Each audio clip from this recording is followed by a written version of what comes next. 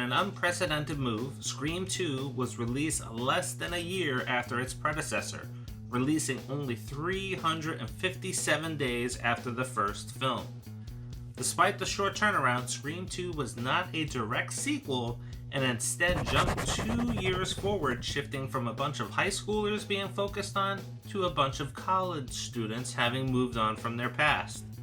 Scream 2 also expanded on its meta-style storytelling with the inclusion of a movie within a movie, Stab, a film based on the Woodsboro murders, which funny enough has also garnered its own cult following with Scream fans.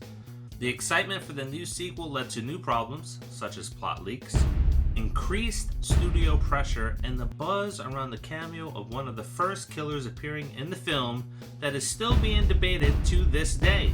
And while we all know that cameo appearance to be Matthew Lillard, aka Stu Macher, here are 5 behind-the-scenes stories from Scream 2 that changed the franchise forever that you may never have, or probably, heard of.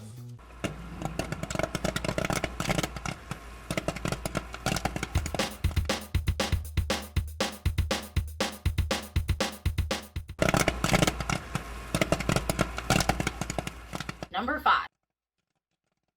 After writing the screenplay for Scream and turning it over to an agent he had not worked with before, Kevin Williamson was anxious over what they would think of it.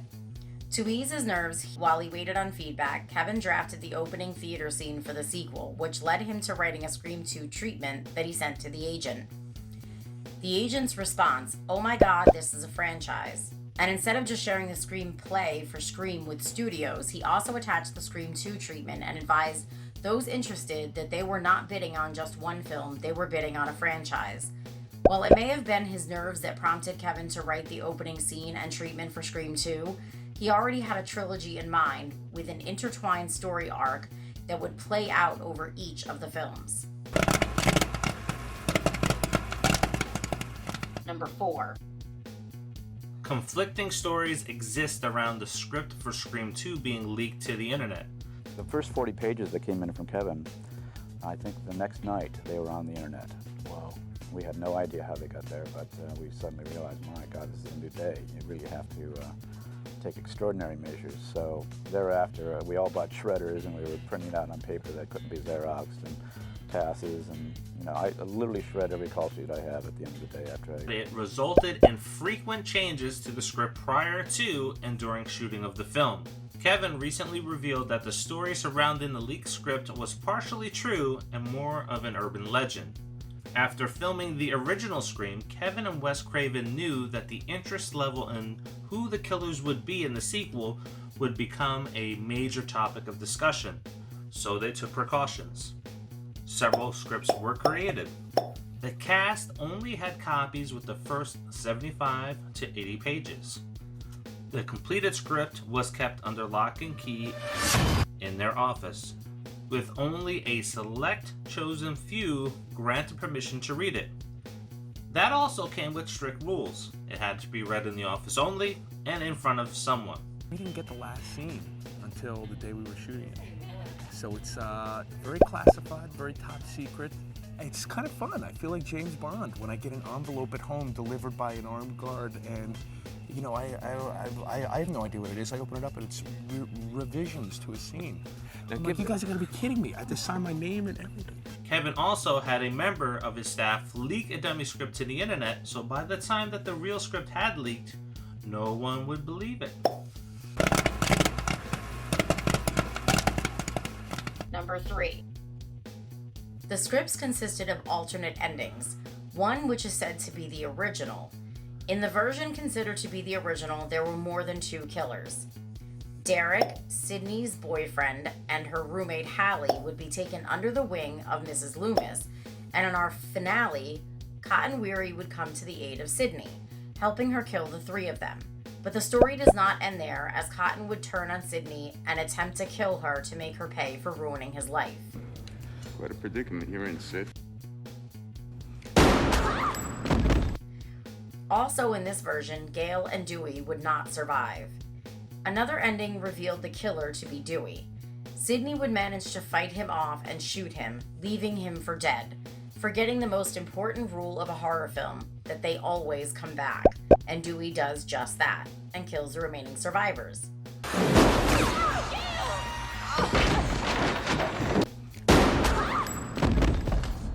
There is also a rumored deleted extended scene for Scream 2 where a third Ghostface is revealed watching from the clock tower as the camera pans out at the end.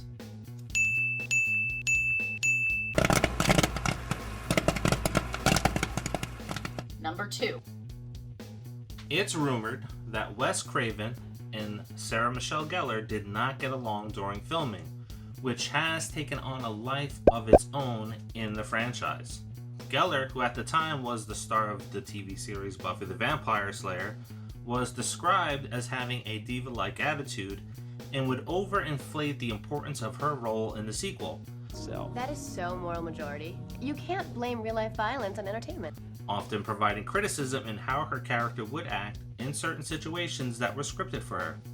She also voiced her displeasure about the frequency of script changes.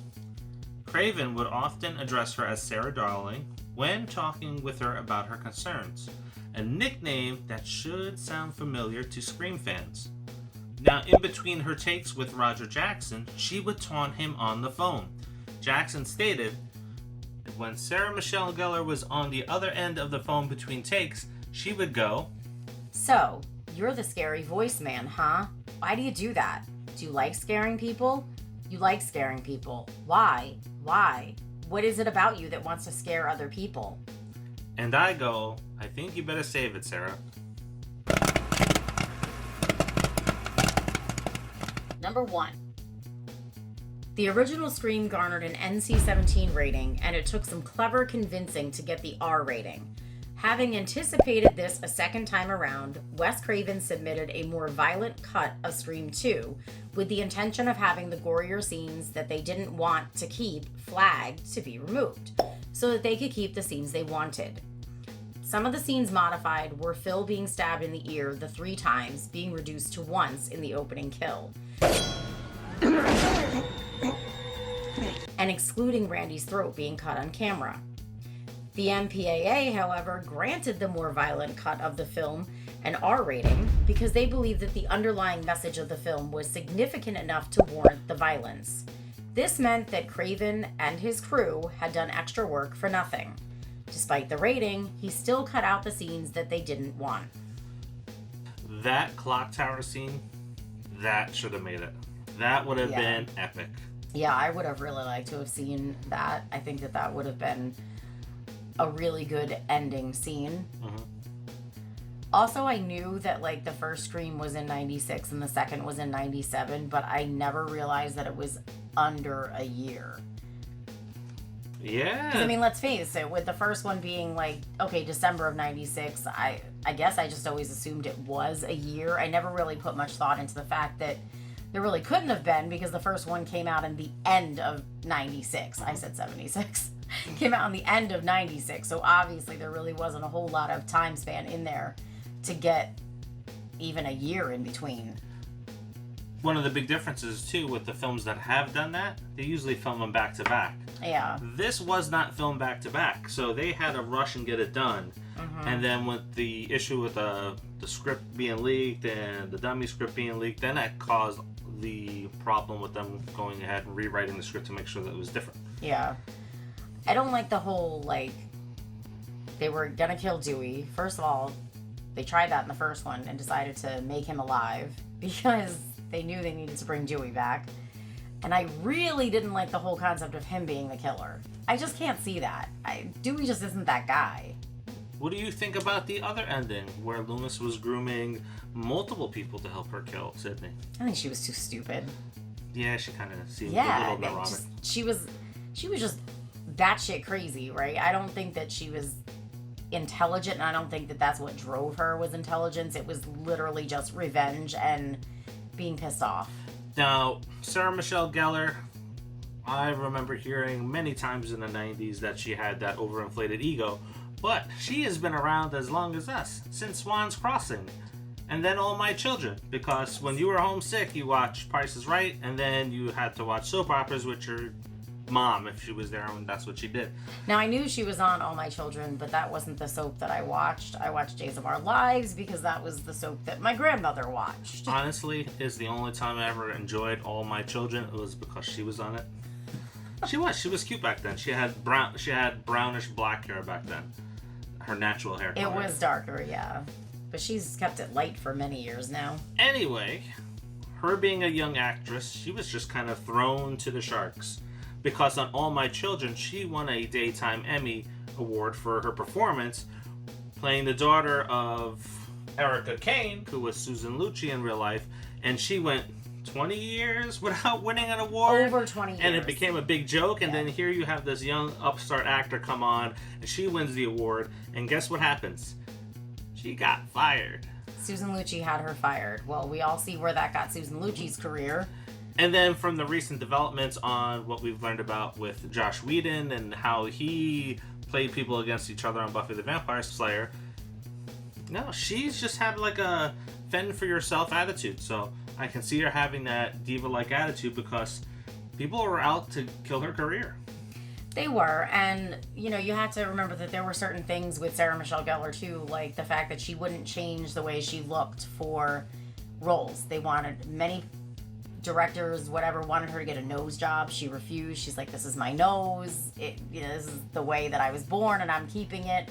Her one eye is like a little slanted over the other one, and she refused to have any work done. She was like, this is me. And, you know, so she had to fight for roles that maybe somebody else with a smaller, straighter nose would have gotten, you know, right off the bat without even having to think about it. And I mean, Sarah Michelle Gellar's not a bad actor. She's good. Yep. I like her. Especially in The Grudge. Yeah. Anyway, what facts did we miss? What would you include on this list? Let us know by dropping that in the comments. And don't forget, it is the quest for 5,000 subscribers, where every video during Scream Month and going forward now, when you hit 25 comments and we hit 25 likes, you win something. Up until we hit 100 comments and 100 likes, and then we'll send out something even more special. So don't forget to like, subscribe, and share. Yes. And when we hit 5,000 subscribers, you get a chance to win this box of Strawberries and Scream cereal signed by Matthew Lillard and David Arquette. And how awesome would it be to give out this box of cereal right around the time that Scream 6 comes out? So help us get there. And if you are a regular subscriber, thank you for watching. Anyway, until the next Pop 5. See ya.